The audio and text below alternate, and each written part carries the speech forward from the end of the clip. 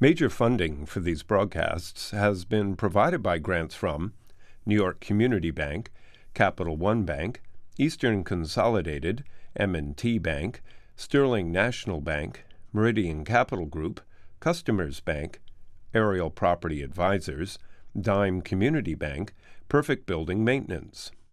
Additional funding has been provided by AKA Hotels Corman Communities, AmTrust Title Insurance Company, AVR Realty Company, Avison Young, Bank of America, Merrill Lynch, Bank Leumi USA, Briarwood Organization, CBRE, Chase Commercial Term Lending, Chase Mortgage Lending, JP Morgan Chase, Citizens Bank, Cohen Equities, Colliers International NYC, Collins Building Services, Connect One Bank, CPEX Real Estate Services, Douglaston Development, Levine Builders, Flushing Bank, Friedman LLP, Handler Real Estate Organization, Handro Properties, Hodges Ward Elliott, Inc., Investors Bank, James D. Kuhn Real Estate Center at Syracuse University, Kilroy Architectural Windows, Madison Realty Capital,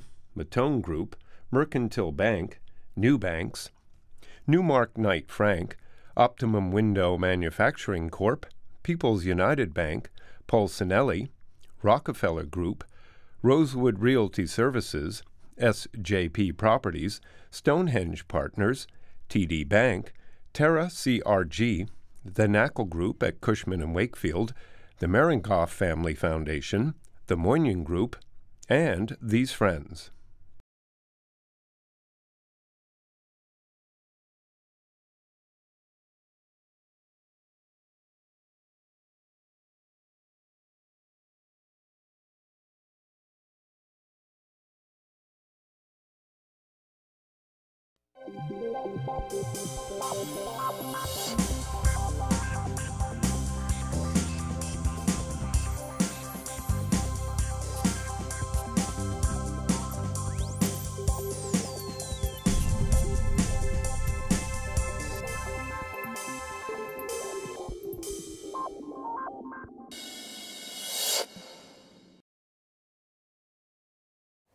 Family business. How many of them survive? How do you work with a family? How do you work with a son, a daughter, a niece, a nephew, a wife? How do you do that? How many companies are around? 5 generations to be there. So today I've assembled this group of family, senior members of a family business, because the week before I had their relatives on the show. Could have been their son, their nephew, their daughter. And today they're going to describe the challenges and opportunities of working with their siblings and their relatives in their business. My guests include Vincent Riso, who is a 5th-generation company of the L. Riso and Sons, also known as the Briarwood organization. Jeffrey Levine, who is the founder, which means the company is now going to the 2nd generation, of Douglaston Development, Levine Builders, and Clinton Management. Aaron Malinsky, he is the 1st generation of Curbcut Urban Partners, but he was also in a company that had 3 generations at Walbaum's. And last but not least, Robert Levine, no relationship to Jeffrey Levine. We have a relationship, we're just not blood relatives. Okay, the Lonsmans over here. Robert Levine, who is the principal at RAL Companies, who is a 1st generation, now having the 2nd generation, but in reality, with your father, it's like a 3rd generation. So, as I remember when I did your life story, Vinny, your father, who was the 2nd generation, gave you the checkbook one day. What happened? How did you enter the family business? Did you always know that you were going to be involved with the family business? Absolutely. I've never worked for any other business or any other company aside from the Long Island Press when I delivered newspapers as a kid. He knows that. I worked with my dad. I started when I was about 12, 13 years old. And after college and the Army, I came back and he said to me, I'm working for you now. Here's the checkbook. Your brother Ray had a similar situation, or did he give the checkbook to both of you, 2 signatures? No, Ray was 4 years younger than I, and he came along into the business. He did not get the checkbook. Okay, but having the checkbook meant you had the bigger responsibility to make sure there was enough money to pay the... That was sometimes a problem. Ray, unfortunately, passed on recently. You have your nephew, James, who was on the show the week before, and you have your grandson. Yes. Mr. Levine, you created this empire over here, and how many relatives do you have in your family business? I would say probably 6 or 7. You sure? I think if we count, it sounds even more than me. Well, I'm eliminating those through marriage. No, I'm only kidding. Okay. You have your daughter, Jessica. My daughter, Jessica. You have your son, Ben. I have my brother-in-law, Stephen. I have my nephew, Troy. I have my sister, Lori. I have my cousin, Ron. And I have numerous others throughout various times in different capacities. Wait, and then you even have your brother Phil, even though he's not in the business, he's a vendor to the business. Absolutely, and a very good one. Aaron, you could have gone into the fur business, with Pop over there, but you married into another family business, and you originally didn't want to work for the family business. No, I was starting out on my own, and I was given a fabulous invitation by my father-in-law to go into the supermarket business. And you stayed with that business for how many years? Over 20 years. Now, Robert, how did you create your business, which was, in a way, it started with your father, but...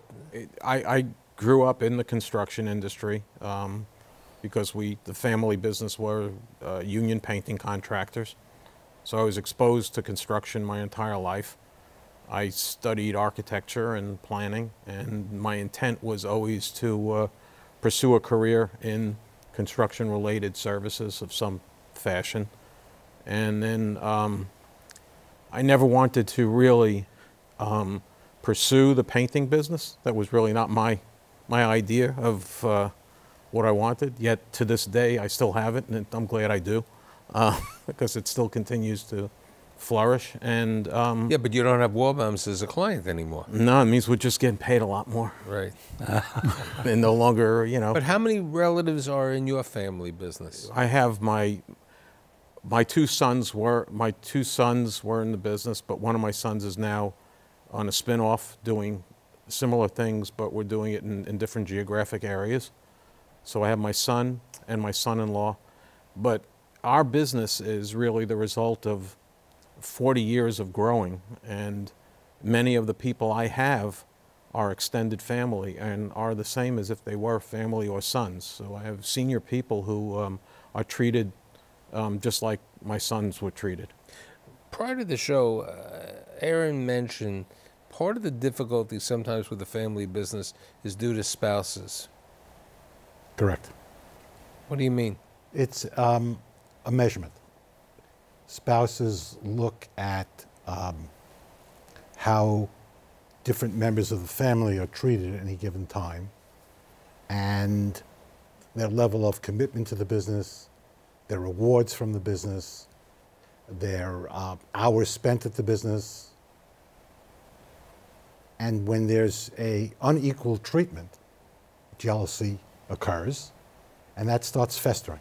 It's human nature to sometimes, say, I love my family, but it may be... I would say one of the hardest parts of a family business is that the family members' realization that their contribution to the business is not going to be equal. And if you're lucky enough to have an equal contribution, then the rewards should be shared equal. But I've tried to treat my children as pure business associates in business, and what I do for them as my children is separate and apart. For example, when my children came to work for me, we actually negotiated contracts, which included severance payment. And we have formal partnership agreements. Now, how do your wife, your late wife, take that? Because she was the daughter of Ira Warbaum, okay? Correct. You know, and that family had a lot of relatives in the family business, you said. Correct. Actually, my daughter came to our company. We were a small company, a half dozen people at the time, and she actually endorsed it because my daughter had worked in the TV industry for 7 years, and she worked in live TV, and I thought that she developed the skills for the real estate business that were unique, which were her ability to deal with egos and the ability to get things done now. And with those assets and my wife's experience, she really endorsed my daughter coming to work for me. You know, Vinny was mentioning, you know, that he went to work directly for the family business, with the exception of the Long Island Press and the military. He was there. Did you work somewhere else before? Yes, I did. I was... you were an architect. Yeah, and I also was the planner in charge of the Model Cities program in Cincinnati and other things after graduating from college, and did a couple of different things. Did you always think you were going to go into a family business? No, no. I was really looking at, well, it wasn't, because really what happened was my intent initially was not even to come back to New York. We were looking at, I was doing things after graduating from college. I knew I had the opportunities here because I had worked for architectural firms here as well. And then worked on a large project in Cincinnati which didn't materialize. And my wife, at the time we were married, and we decided to move back. And I had the opportunity through the relationships that were fostered through my father and the supermarket chains to join an architectural firm here that I had worked with before that started doing primarily shopping centers and supermarkets and working with people. And actually Aaron and I were introduced at that point as, quote, you know, contemporaries. And the rest was, there was a history that we just, you know, for a period of time, we just provided design services and architectural services and different things, which grew to the point where it started developing projects for my own account. And actually it was when Wallbaum's was sold to A&P that I made the change from dealing with doing a lot of third-party work to doing our own stuff and started to build the development entity. So I look at all of you as building a business at different levels. How difficult is it for you, for all of you, to tell your kids sometimes they made an error? Or how difficult is it, you know, especially as we were saying with spouses and other things, how difficult is it to say, you know, maybe they need more, maybe the kid needs more or something like that? How difficult is it? It's wonderful to work with a family, but there are difficulties. You know, if I can say, in agreeing with both Aaron and Rob, the reality is the expression blood is thick in the water. The relationships of family create a high level of trust. But going beyond that, key employees are, over time, earn that trust, and it's equal. You may remember Marty Rado was a fellow that I worked for as an assistant super over 40 years ago when I worked for Herb Mandel, the developer. Marty has been the chief of my field operations for almost 35 years, and I trust him to the ends of the earth. So you can compensate people based upon their value to the business on one level, but family relationships get into the actions of the estate itself. God forbid we pass on. We treat each of our loved ones in a fashion they should be treated, but in the business, you treat them in the fashion they deserve. Yes. I was going to say, what in our organization, what really happened was, first of all, the children came in with great educations in terms of experience, and they also grew up in the business. Not my son-in-law as much as my sons, okay? But when they came in, while it was anticipated that they would join the business, they had to earn the respect and the recognition of the senior people within the organization before they really were allowed to just run. And what has really happened is they've matured into leadership roles that are far beyond my greatest expectations. I mean, they've developed, books of business on their own account that are part of the business now. And they've handled projects completely from inception where I've stepped back. Yes, I'm there and they're asking me questions, but they're really, you know, I'm giving them the ball to run with. What you want for your kids is for them to learn their position with a great deal of humility and let them earn their... key is the word humility. That's correct. Because then they'll get the leadership. You see, Vinny, you have other partners who became family. They're partners and they grew. Yes. Okay? And they became partners in the business and truly family. How do the relatives take the fact that they're partners in the business who grew into the business and they own a piece of the business? They accepted that right from the get-go. The partners who are partners that are not family prove themselves. And I think that's the most important thing about anyone, whether it be an employee or a family member, to prove themselves that they can function. And I think that's the basis of a good business.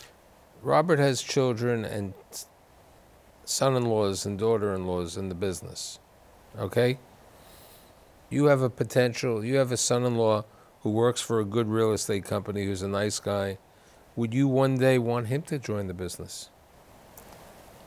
My daughter Jessica, as you know, recently got married to a lovely young gentleman, Evan, who works, as you said, with a very good real estate company. And I leave the decision as to his future entirely up to him. Because as my wife often tells me, when it comes to your son-in-law or daughter-in-law or the significant others of your children, we have to be Switzerland and allow them to do what they wish to do, not what we wish them to do. Well, I was a son-in-law in a big business, and a large family. And a large family. And the role of a son-in-law is very much different than the role of a son. And I'd sum it up in one word. When there's disagreement, a son-in-law has to sit quietly. Whereas a son can voice his opinion differently. Do you feel that way, Robert? I treat my son-in-law as if he was my son. I treat them... It's not about you. You know, it's not... I think, you know, I would have to say that my son-in-law is pretty vocal and expresses his opinions. You know, whether I tend to agree with them or not is another thing. I have a very different situation because I've also got these, you know, senior people who are like, as I said, like sons or son-in-laws, and they're like Vinny's people in the same capacity. So what I find is, listen, I don't know if you know, everyone here is a friend of mine as well, but what the family business is with me is truly a responsibility as well, and there's a burden that comes along with it. You know, there are times, you know, where we've been through cycles.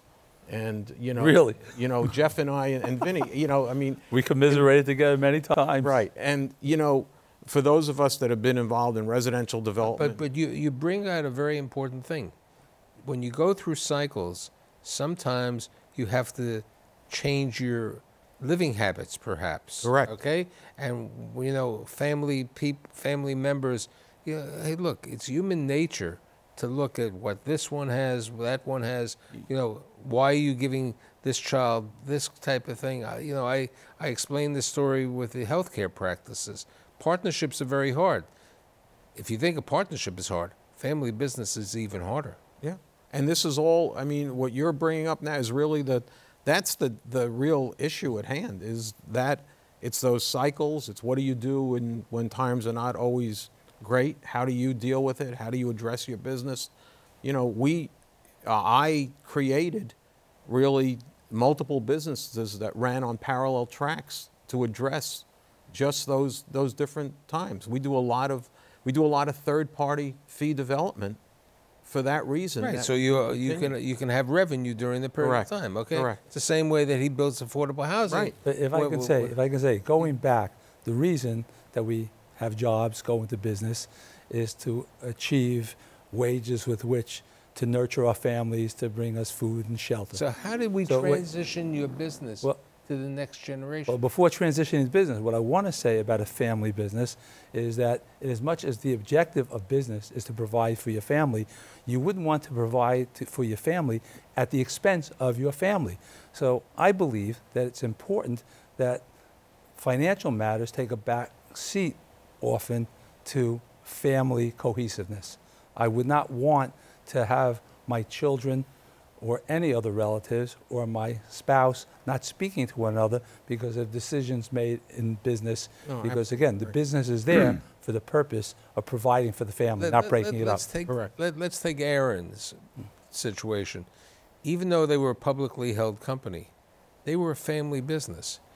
And when the decision was made by your father-in-law that he wanted to sell, he didn't care. He may have cared. One of his reasons for selling, and there were several, was that the family was getting larger and larger, more spouses, more cousins, and the only fair solution to the business supporting the family was to sell it and let everybody cash out their stock, put their money in their bank, and everybody's independent, and to proceed with their own lives.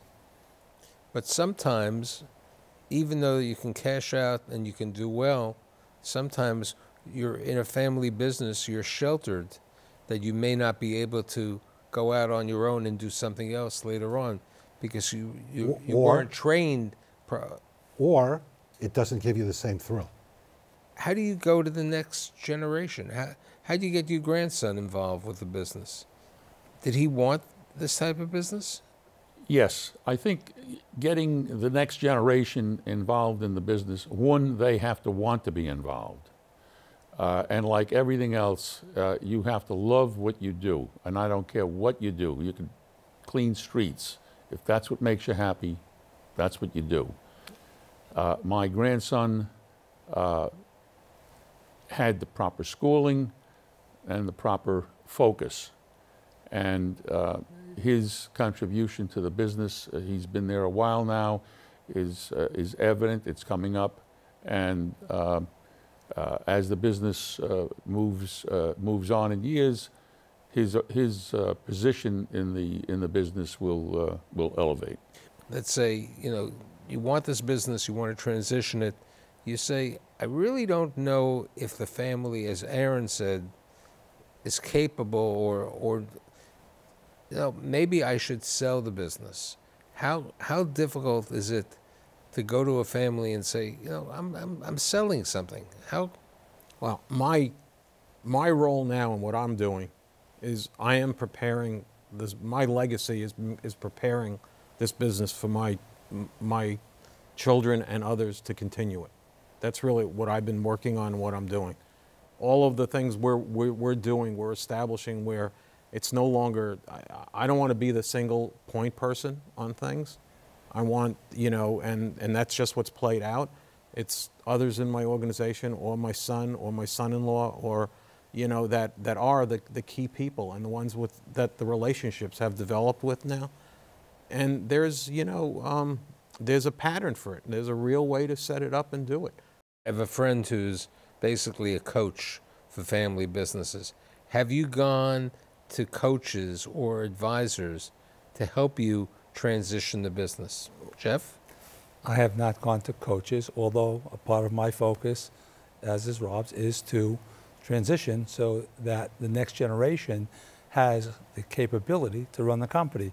And the way that I do that is I have, I think, an expression which I coin, which is he or she who does the heavy lifting gets the muscles. That doesn't necessarily relate just to digging ditches, but if you get into the nooks and crannies of tax abatement, of finance, of construction contracts, of rent registration, you develop the muscle which you need to develop the most, which is your brain. And by making the next generation work diligently, work with passion, I believe they develop the skills that they need to run the business going forward. So here's the question. It may not be your families, but there are families who have kids or siblings or relatives or others who are in the business who aren't really capable. How do you say to that child or whatever it is, you know, you're not really doing a good job. Especially you may have a wife who's going to say you shouldn't talk that way to the kid. How do you do that? I think that's, you know, that's your responsibility to deal with. I think it really becomes a thing where if you have a relationship, you know, with... How do you tell the kid, you know what, you're good, but you're not that good? Listen, there's a saying that used to come into play from Ira Wallbaum that came up. A lot of things are all things either from my father, from Ira, or whatever. You know, your reputation will follow you wherever you go, but the one thing was, you know, the fish stinks from the head down. And I've been in situations where I've said to people who are senior people or whatever, you're not carrying your weight. You're not doing something. And, you know, it's really, you know, you can't, listen, I had... You know what, when you have a business and you have to terminate somebody, that's... But you can't be, and you know, we discussed earlier, you know, I had a situation and the fish stinks from the head down and it was very close, and you know, you can't be the principal and not set a standard. But you have a responsibility when you hire family to make it very clear what the ground rules are. And that includes criticism. And understand the limitations. Don't put unrealistic expectations on things either. I think what you're saying is sometimes you have to realize you may believe that that son, grandson, granddaughter is capable, and they should be, but they may not have all of the skill sets to follow through. You can put a monkey in a tuxedo, but it's still a monkey. I've done a number of shows with Jeff and others on family businesses, and when the families are together and asking the question is difficult, but I'm certain that I think with the 4 people over here and knowing your next generation, the businesses will grow to the next generation and it'll reach a new decade. And I'd like to thank Vinny, Jeff, Aaron, and Robert, and I'll see you next week.